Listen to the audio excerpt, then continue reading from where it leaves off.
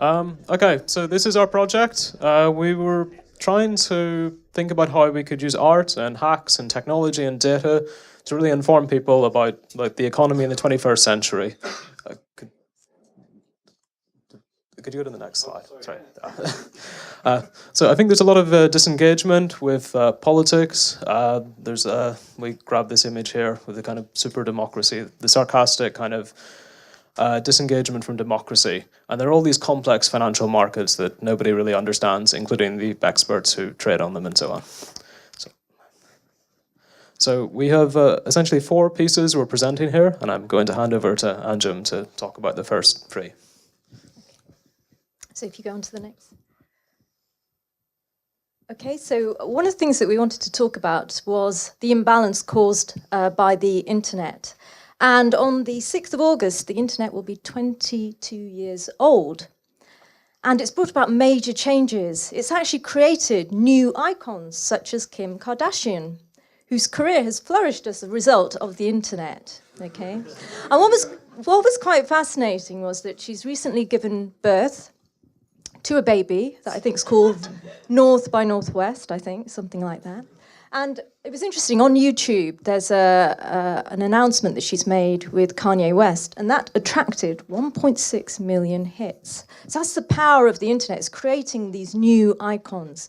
But it's also been quite disrupted. There are casualties, and if we go on to the next slide, there have been huge impacts. So for businesses that are struggling with debt, that are struggling to keep up to date with this new culture around shopping, clicking and collecting.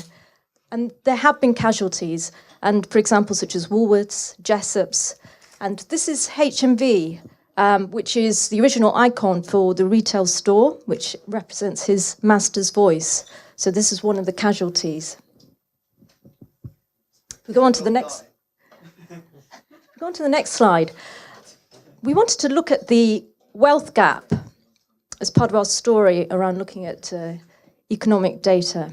And it's very easy to go to Forbes. They publish the rich list, and you see the 100 most wealthiest people in the world, but you don't see a full population.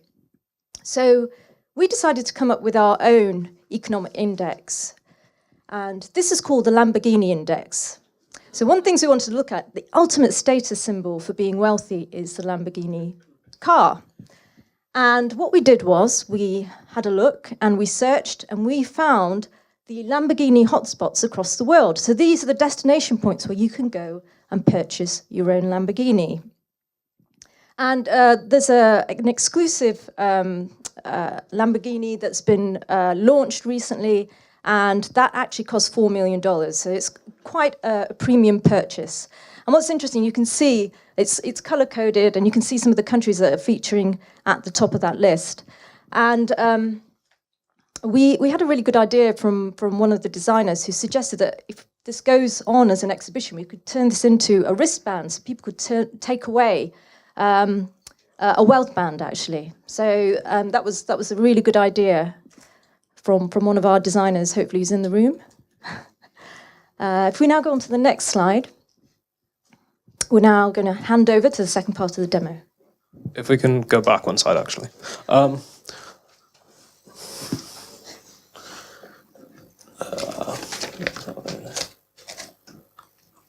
This isn't going to work well, is it? Oh, it did. Okay. Sorry, a few little adjustments here. That's not...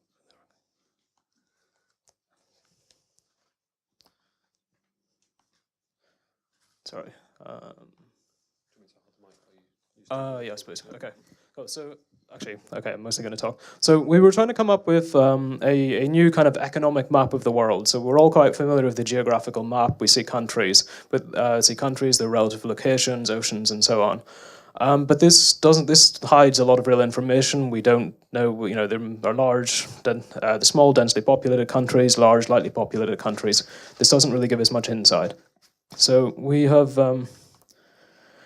we built this map, which various things are not working because of the scaling issues. We can see various countries. So the size of these squares represents their GDP, and they are connected to their closest 2 trading partners. So we can see a genuine map of the world, of the economic world. This is the OECD countries. The full map is around 230 countries with 15,000 links, so we're presenting a little selection of it here. And the plan, which didn't quite work, was to show how various economic variables from the World Bank would vary through time for each of these countries in this dynamic map in relation to GDP, which didn't quite work. So we have a static version of it here, which just presents, we can see how Germany is a very central trading nation for Europe. The United States is actually relatively peripheral to most countries in the OECD. Japan is quite a strong trading partner of several countries there.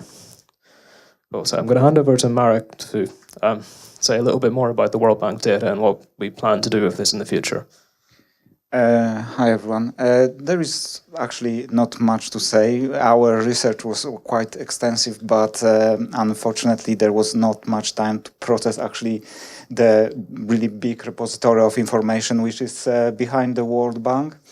We also were supporting our research with images from Getty and obviously Lamborghini, yeah? The sponsor of the research. So yeah, and thank you, Brian. Sorry for pronunciation. Ikana and Romain and Matthew for support during the work. Thank you very much.